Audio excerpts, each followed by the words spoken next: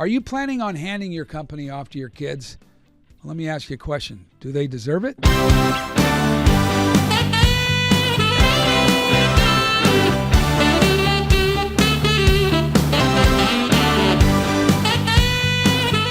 Hi, everybody. This is Dave Nabity with Nabity on Business.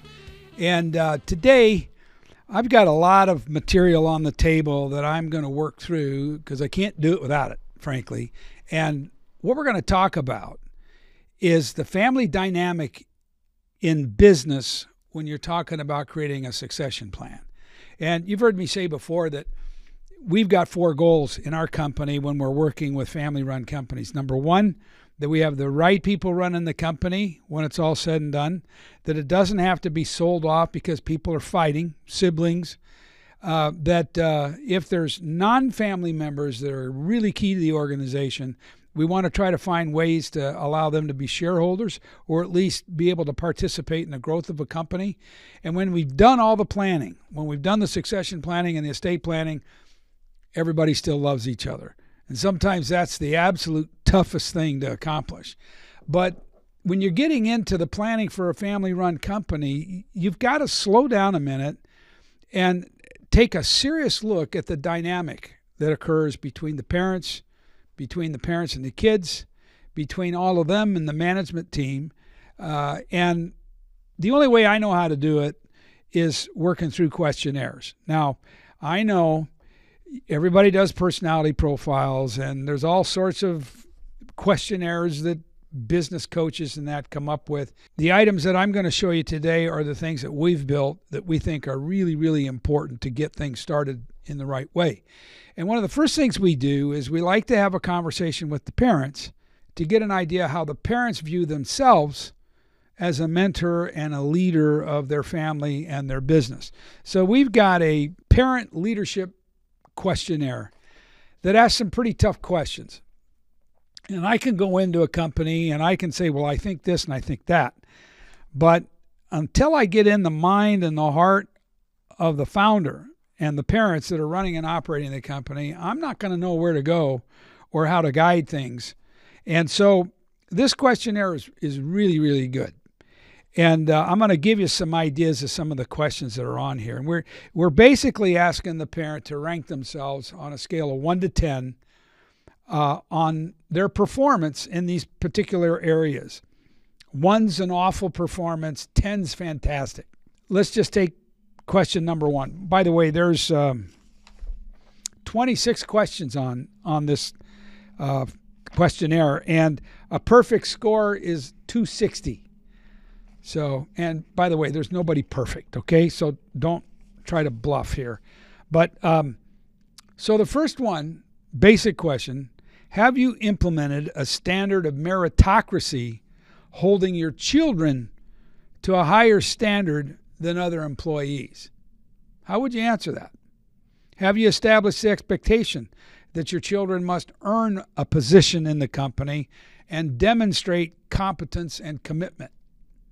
Have you implemented formal training programs for family members to prepare them for leadership roles? And I could just go through a bunch of these. Let me see what some of them that I think are really. Have you communicated strongly the ethical conduct that's a must because it builds a strong and loyal workforce? A lot of parents put the expectation on their kids that some point in time you're going to be coming in the family business. And a lot of times if they go away to school, once they get out done with school, they come right into the family company. And the problem with that is your kids don't learn how to work under somebody else and show the discipline of having to get in early and leave late and prove themselves and be accountable. And when they come into a family business, if they haven't had that experience, they can get away with being lazy and they can get away with all the things they got away with in the home that can be a real problem. So this question is, have you mandated that any family members must gain external experience before joining the company? You got to work 2 years somewhere else. If you want to be in the family business, 2 years somewhere else. Let's see. I got all kinds of great questions. Have you formalized a board of directors? Do you have a family council? Have you clearly defined roles and responsibilities? Have you created a family constitution or charter? Have you established clear procedures for resolving disputes? Have you embraced the aspects of the family business to include traditions, values, and legacy? This type of a questionnaire for a parent is really, really important so that the parent can get an idea whether or not they've really been a good mentor or whether they've just kept doing what they've always done, pulled the kid into the business, and the kid's been expected to fare on their own, under their own strength, without a lot of leadership and guidance from the parent. So this is a really, really good questionnaire for the parents to understand where they're coming from. Now, what we also like to do is have the parents do an assessment on their kids and the parents do an assessment on the management team. So this is called a family member assessment questionnaire. So mom and dad would put in their child's name, what kind of position they're in, and rank on a scale of 1 to 10 the child. First one is, do they have a degree? Do they have a personal skill that's valuable to the company and provides real value? Do they show up on a daily basis early before other people arrive and stay late to demonstrate a commitment and show discipline that they're taking their position seriously? Do they carry themselves in a professional manner and make a good first impression based on their grooming, the way they dress, their understanding of the marketplace demands, and have they conducted themselves in such a way that the other people that work there respect them? Now, I know that's a tough question, but a lot of kids get away with not being very good in this area. Do they respect those in leadership above them? Do they have an entitlement attitude with regard to their work? Do they feel like, since I'm in the bloodline, I just automatically get this position or that position? Do they have passion and drive for the position that they hold? Are they just there putting in the time clock, or are they there and really passionate about what they're doing? One of the worst things I see is a 50-year-old that felt like they had to come into the family business because mom and dad expected it, and now they're 50. It's too late for them to go look at some other position to do something they might really like. So they're stuck in the family business. They can't leave. And so they get depressed. Sometimes they start drinking too much. Sometimes they just get angry and they're difficult to deal with. And they just get squeezed because they know they're getting older and older. And if they had to do it over again, they definitely would not have come into this family business. So one of the reasons why we ask that question is, are they really passionate about what they're doing? Do they have a servant attitude? Do they have respect for their parents who started the company? Do they view the wealth that they're going to receive from their parents in the family business as something they need to steward, or is it something that they're going to exploit for their own personal interests? Do they care about the community? Do they care about ministries? Do they have high amounts of integrity and they demonstrate it through hard work, self-control, strong work ethic? Or do they party too much? And do they have a reputation of being into addictions and those sorts of things? Have they positioned themselves to be respected by non-family members? That's basically where we're going. Last one here. Do they understand that their position in the company has to be earned and isn't automatic just because they're family and they're in the bloodline? So we want mom and dad to work through this to get a good idea of how they view their son or daughter that's in the business.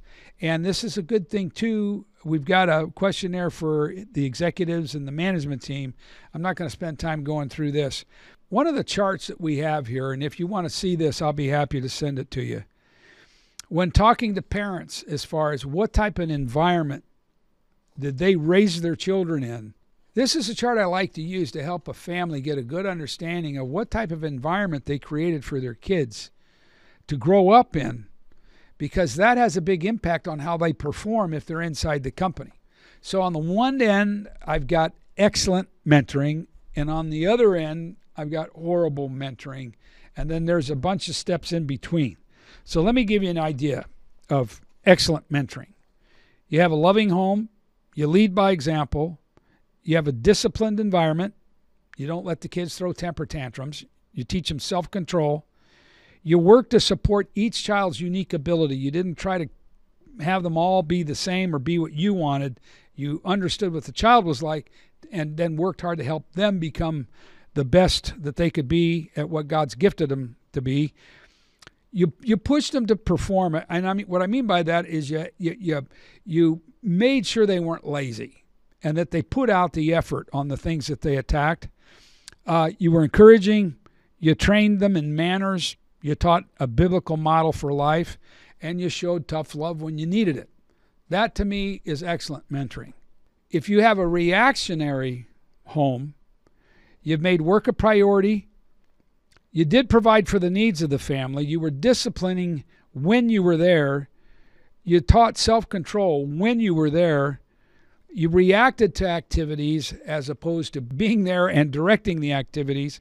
If you're reactionary, you're telling people what to do instead of coming alongside with them. Then I have a category called fear and friendly. And that's where your children are your buddies. You don't enforce rules because you want them to like you. You don't show much discipline. You make a lot of excuses. You do provide for everybody, but the discipline and the direction that we're talking about, excellent mentoring, isn't there.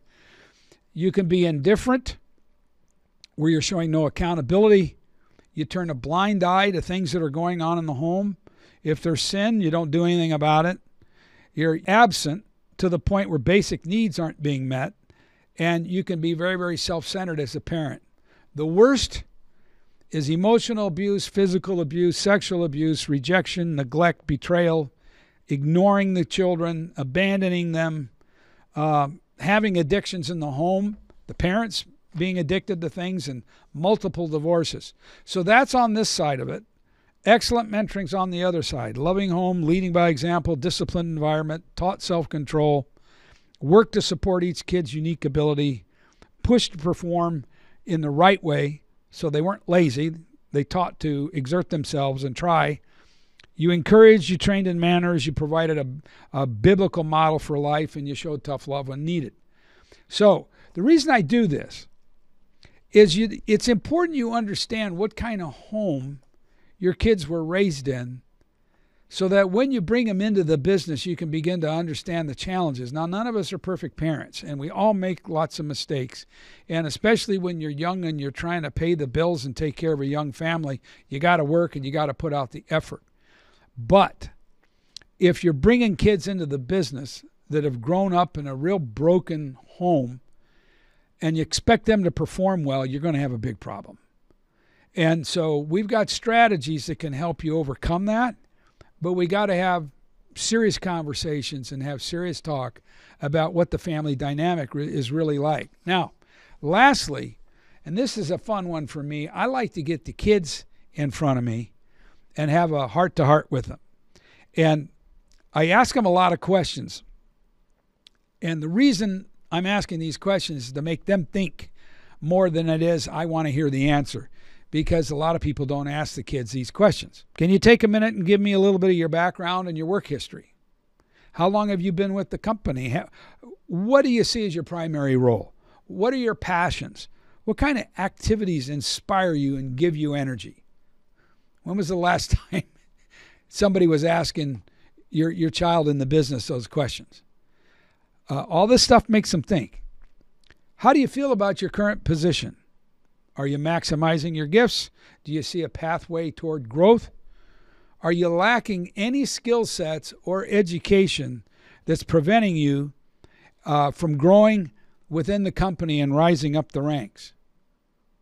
A lot of times it's dead silence. You don't get the answer because they've never really thought about it. Here's the real tough stuff, though. Where do you feel like you fit best in the organizational chart? What efforts have you made to be a knowledgeable, skilled, and competent member of the team? A lot of times they haven't made any effort. Are you respected within the organization for your ability, talents, and attitude? That makes them really think. And here's another tough one. Could you be easily replaced? How many kids have somebody ask them that question? Could you easily be replaced? I know kids that could be totally easily replaced. and they expect to own half the company when mom and dad retire or pass away. And yet you could easily replace them. And if they're in a position where they're making an executive wage, and you could easily replace them with somebody that's making half their income, that's a person that shouldn't be a stockholder. So you got to make them think about that. Now let's talk about the leadership skills. Will the hardworking employees who are performing well follow you as a leader? Think about that question. Here's another toughie. Are you presentable as an adult? Now, the reason I ask that question is there's a lot of kids in businesses that aren't presentable as adults. They look like they just got out of high school, or they look like they're playing in the college bar scene. They don't keep themselves up very well. They're not well groomed. They don't dress professionally. They aren't presentable as an adult. So then I follow up with this. Will the bankers and the people providing finances for the company respect you enough as a leader to work with you on financing projects, land development, buildings and equipment, and potential acquisitions of other firms? If you walk into the bank, are the executives of that bank going to sit down at the table with you and have any respect for you? By the way you conduct yourself and carry yourself, knowledge, skill, work ethic, grooming. Are you presentable as an adult? Oh, the answer to those questions are no, but you want to be a stockholder? Are you serious? I mean, these are some of the tough things that need to be asked of kids that are in the business. So then we get into successor management issues. Does the company have the right management team? Are there any weaknesses in the management team? Are there any positions that need to be added when the current owners retire? What should the mix of stock ownership look like? Who should have the controlling interest? Are there organizational changes that are needed to make sure we've got the right division staffed by the right people? Will it be necessary to develop dashboards and provide meaningful reports for the management team to make sure that there's accountability and performance? And the last one is, are there any issues with family members feeling entitled due to being in the bloodline and therefore not putting out the effort to be a valuable team member? So all of this is an example of where we get started. And let me just say, if you want to put a succession plan together with the next generation in your family, don't do it without going through this kind of a process. The only way to make sure you got the right people running the company when you retire or pass away is to begin the process this way, with authentic conversations that are deep, tough, but fundamentally sound, so that you can get people thinking beyond just being in the bloodline of the family and assessing themselves to seeing where they're at right now and where they need to be in order to be an effective leader of the company. So if you need any help on any of this, please give me a call, 402-391-0222, or go to my website, nabity.com, and just click on the link to schedule a meeting, and I'd love to sit down and chat with you about all this.